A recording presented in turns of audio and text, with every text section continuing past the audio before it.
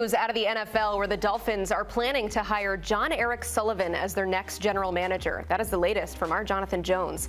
He's been with the Packers organization since 2003, serving as the team's vice president of player personnel since 2022. It'll start a new era in the front office for Miami, who fired Chris Grier midseason after 10 years as GM. The Dolphins currently have the longest postseason win drought in the NFL. They last won a playoff game back in 2000. Let's welcome in CBS Sports lead NFL insider Jonathan Jones. First and foremost, JJ, what do Fins fans and what do we need to know about him? So, well-respected guy, Jon-Eric Sullivan.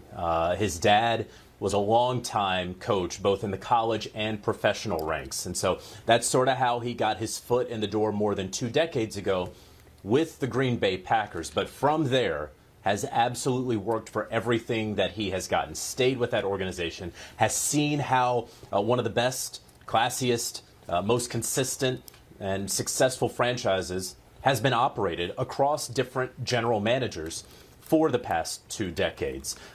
He's a proud alumnus of Gardner-Webb University, so shout out Boiling Springs, North Carolina, very close to my hometown. I got to just throw that in there, but we see how he has moved up the ladder.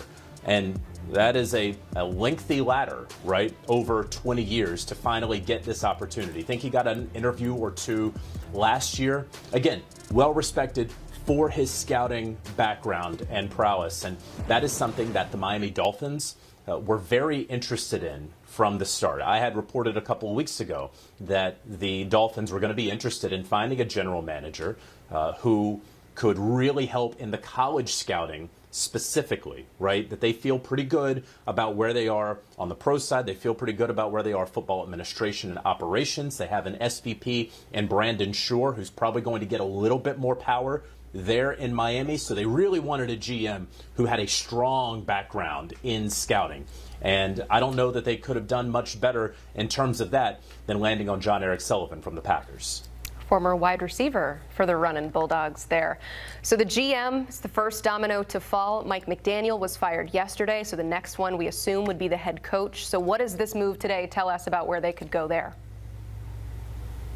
So, Emily, yesterday, everyone was asking, hey, is this going to be a package deal in Miami? Are they going to want to did they fire Mike McDaniel so that they could go get Harbaugh? And are they going to pair Harbaugh with a guy who used to be in his front office with the Baltimore Ravens and Chad Alexander? He was a finalist, the Chargers assistant GM was, for this job that ultimately went to Jon-Eric Sullivan. Look, Harbaugh is certainly still in play in Miami. They are most certainly still interested in him, and you have to believe that he has interest in Miami. But we also know in our reporting that Harbaugh is not meeting with any teams until next week, and that, of course, is strategic. He gets to let them decide what their pitch to him is going to be. He gets to see what happens in Wild Card Weekend. If there's going to be a surprise firing, one more across the NFL with one of these playoff teams, and now he could be a contender there. So we'll know a little bit more next week in terms of his interview schedule. In talking with folks around the league, I asked, hey, well, what sort of coach would Jon-Eric Sullivan want to go after? And the response that I got, I know a lot of people are going to look at Miami and they're going to think glitz and glam and flash and hot offensive coordinator candidate. And look, that may be the case in Miami. That may be who they ultimately land on. But again, you're talking about a grinder at general manager. You're talking about a guy who has his entire life been in football, with his dad being a long-time coach. And what one person said to me was, he's just as likely to hire someone who was a special teams coordinator at head coach than he is the hotshot offensive coordinator. So I think that there's going to be a wide and broad spectrum here of potential candidates for the Miami Dolphins. This is something he's been able to tinker with for some time as he is prepared to get this seat. And now, being in Miami, this is the first very big decision of his young career. First, but not the only. He has a lot of big off-season decisions he has to make with the roster. Number one, of course, on that list is what to do with the quarterback Tua Tagovailoa. Not the only, though. What all is Jon-Eric Sullivan dealing with here? Yeah, I mean, you got Tua, and Tyreek Hill and Jalen Waddle, and they didn't trade Waddle, and so are they going to have to pay Waddle? Are they going to try to trade him? Are they going to try to reset this offseason? There are a number of big questions facing this Miami Dolphins team looking forward, and of course, who they hire at head coach will help us inform us on what they're going to do come mid-March at the start of the new league year. If they get a guy like Harbaugh, it feels very difficult for me to believe that they're going to have a reset, right? That they're just going to trade away a bunch of veterans and clear some cap space and not be very competitive in 2026 with an eye on 2027. If they get the guy who's a first-time head coach, perhaps, and they give him a 5 or 6 year contract, hopefully 6, that would then signal to me, all right, they're clearing the books, and they're not too concerned about making the playoffs in 2026. So this upcoming decision will inform the next one. So what are they going to do with Tua Tagovailoa, who just a couple summers ago signed a 4-year, $212 million contract?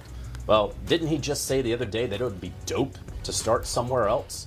And look, they still owe him $50+ million, and the cap hit is going to be what it is for Tua. We'll see how he interacts with the new GM, with the new head coach. But a lot of folks believe that Tua is certainly on his way out in Miami. We had reported a couple months ago, after Tyreek Hill's big injury, it was very, very unlikely that he would return to Miami. Certainly almost impossible for him to return under his current contract the way that it's constructed. And so if he does return, it would be under a completely new deal. We mentioned Jalen Waddle earlier. He was being dangled out there by interim GM Champ Kelly and the group that led this team after they fired GM Chris Greer back at Halloween.